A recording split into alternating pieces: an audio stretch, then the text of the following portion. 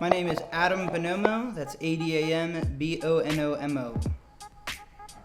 Alternative Attic started with me just wanting to I've always been a part of the Akron DIY music scene for the past 4 or 5 years. I actually live next to one of the house venues, and I always thought checking out the bands were really cool. So when I graduated, I was still going to shows very regularly, and I still wanted to showcase that a little bit for everyone. So I had a I had a very small apartment at the time, and anyway, I thought it'd be ridiculous if I got one of these bands to come up and play there. And then one thing led to another thing, and then another one. Then I was just all right, well, I'll try to make this a thing, and so Alternative Attic was made.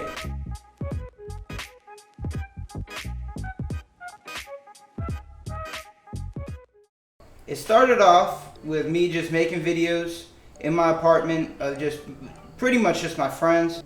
I kept getting messages from people being like, hey, I want to be on that, you know what I mean?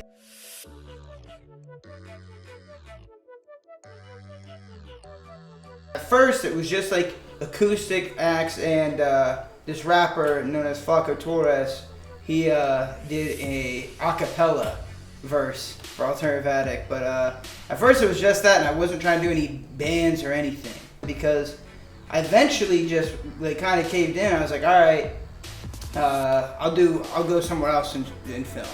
So the first show that we had that wasn't in the attic was actually with this record label in the area called Small Mammal Records. They put on this acoustic showcase in the Spicer parking deck, and I filmed that, and then I was like, wow, this is really cool. Now I was like, I want to have full bands now. So I contacted a local art space called Hive Mind, and I booked some of my favorite artists of the time, and I was just like, hey, all of you, and they were all different genres and everything, and I was like, hey, I want to put on a show, and that was the first Alternative Attic showcase. And from there on, I just kept having more and more of them.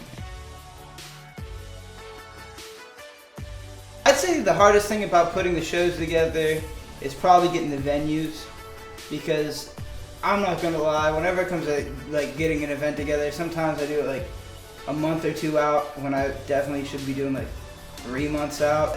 After I get in contact with the venue, I usually ask a venue if I could have a show there after I kind of have a general feel for what I want to do for the show.